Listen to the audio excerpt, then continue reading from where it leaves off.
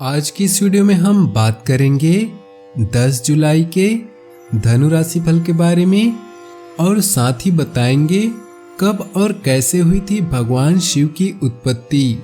दैनिक राशिफल चंद्र ग्रहण की गणना पर आधारित है। आज का राशिफल निकालते समय पंचांग की गणना और सटीक खगोलीय विश्लेषण किया जाता है। हमारे इस दैनिक राशिफल में सभी 12 राशियों का भविष्य फल बताया जाता है। इस राशिफल को देखकर आप अपने दैनिक योजनाओं को सफल बनाने में कामयाब रहेंगे।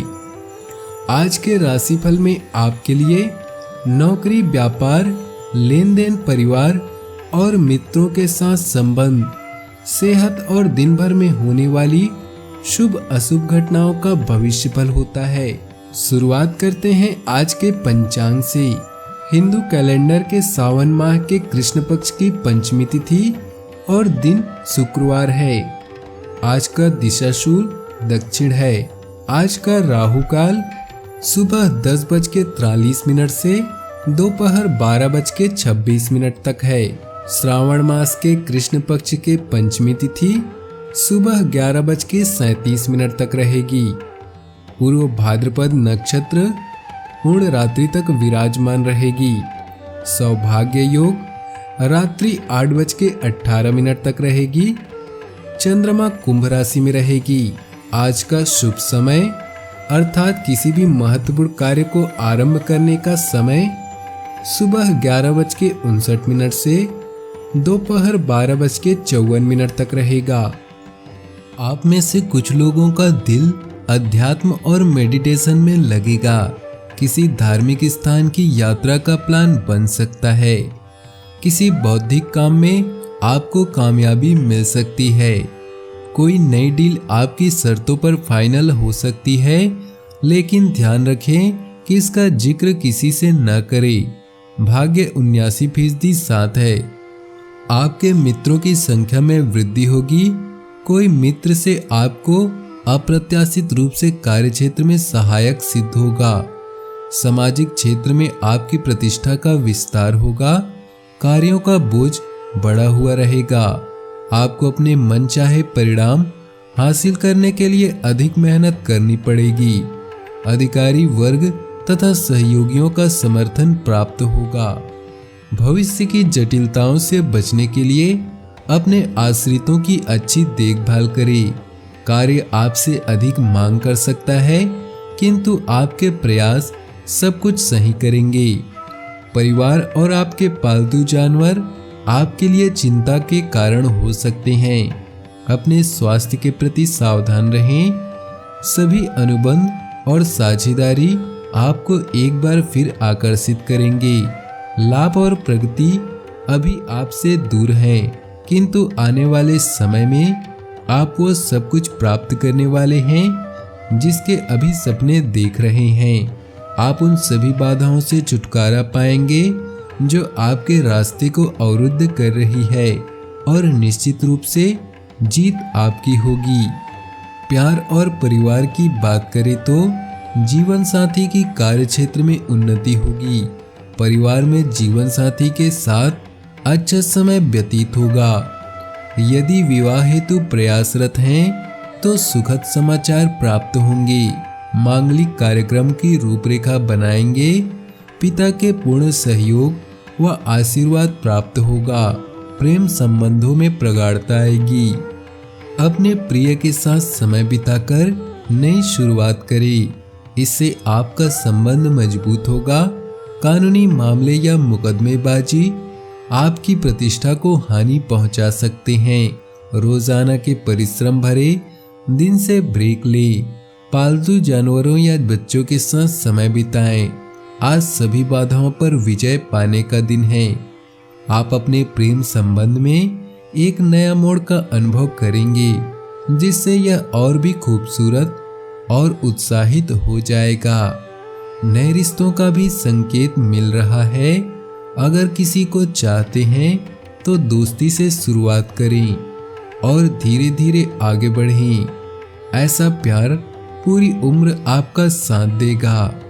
व्यवसाय, कैरियर और आर्थिक राशिफल की बात करें तो अगर आप अपने नौकरी या व्यवसाय से संतुष्ट नहीं हैं, तो यह समय है उसमें बदलाव करने का, जिसमें न केवल आपको धन लाभ होगा बल्कि आपका विकास भी होगा। अपने सहकर्मियों के साथ भी आपके रिश्ते सुदृढ़ होंगे।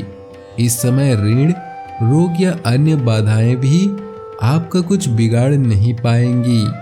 संबंध और साझेदारी अब आपको आकर्षित कर रहे हैं। हो सकता है कि जीवन के इस चरण में आपको वो न मिले जो आप चाहते हैं, लेकिन आपका भविष्य शानदार होगा। अपने रास्ते में आने वाली हर समस्या का सामना करें और जल्द ही आप विजेता के रूप में उभरेंगे। याद रखें, चाह और इच्छा में बहुत बड़ा अंतर है। स्वास्थ्य की बात करें तो स्वास्थ्य ठीक रहेगा, परंतु वर्तमान वातावरण की वजह से मन में कुछ नेगेटिविटी हावी रहेगी। भाग्यशाली रंग और भाग्यशाली अंक की बात करें तो आज आपके लिए भाग्यशाली रंग है बादामी और भाग्यशाली अंक है 8। जाने कब और कैसे हुई थी भगवान शिव की उत्पत्ति। वेदों में लिखा है कि जिसने जन्म लिया है उसकी मृत्यु भी अवश्य ही होगी। वेदों में ईश्वर या परमात्मा के बारे में कहा गया है कि जो अजन्मा हो अर्थात जिसने जन्म न लिया हो, प्रकट अर्थात जो किसी के गर्भ से उत्पन्न न होकर स्वयं उत्पन्न हुआ हो, और अप्रकट का अर्थ जो स्वयं भी प्रकट न हुआ हो, निराकार जिसका कोई आकार न हो, निर्गुण जिसमें किसी भी तरह के गुण नहीं है, निर्विकार यानी जिसमें कोई दोष कोई विकार नहीं है। शिव के जन्म या उत्पत्ति के बारे में जानने से पहले जानना होगा कि शिव क्या है। लोग यही जानते हैं कि शिव, सदाशिव और शंकर महेश ये सभी नाम एक ही हैं। कोई भी इनमें भेद नहीं कर पाता है, लेकिन इन सब का अस्तित्व अलग अलग है। जब हम शिव का नाम लेते हैं तो हम निराकार ईश्वर की बात करते हैं, लेकिन जब हम सदा शिव कहते हैं तो हम ईश्वर महान आत्मा की बात करते हैं। भगवान शंकर या महेश माता सती या माता पार्वती के प्राणधार अर्थात स्वामी हैं।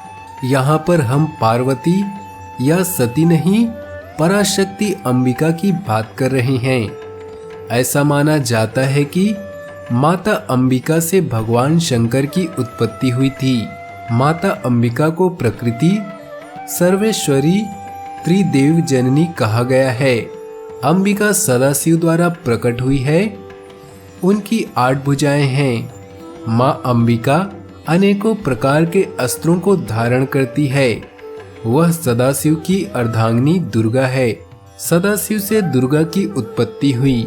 एक समय सदाशिव और दुर्गा को इच्छा उत्पन्न हुई कि किसी दूसरे पुरुष की रचना की जाए, जिस पर सृष्टि के निर्माण का कार्यभार सौंप दिया जाए। इसके लिए उन्होंने अपने वामांग अर्थात बाएं अंग से विष्णु जी को प्रकट किया। पराशक्ति ने ही अपने दाएं अंग से ब्रह्मा को उत्पन्न किया, परंतु तत्काल ही उन्हें भगवान विष्णु की नाभि में डाल दिया।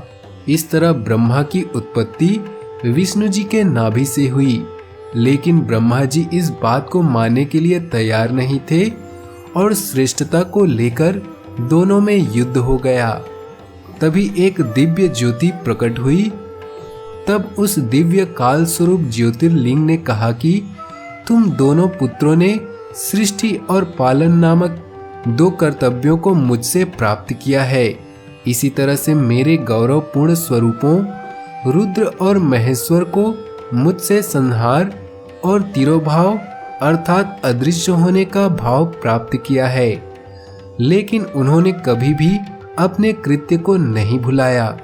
इस कारण उन्हें मेरे समान समानता प्राप्त है। रुद्र और महेश दोनों ही के पास मेरी ही तरह वाहन है। इनके अस्त्र भी मेरी ही तरह हैं।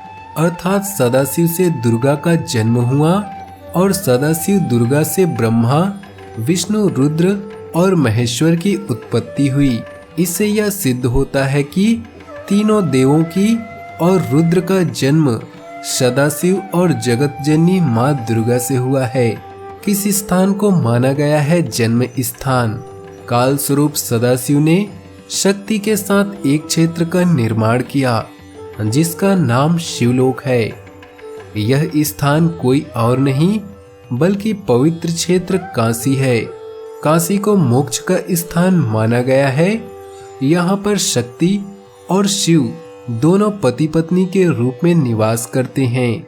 इसी स्थान पर जगत जननी माता से शंकर की उत्पत्ति हुई।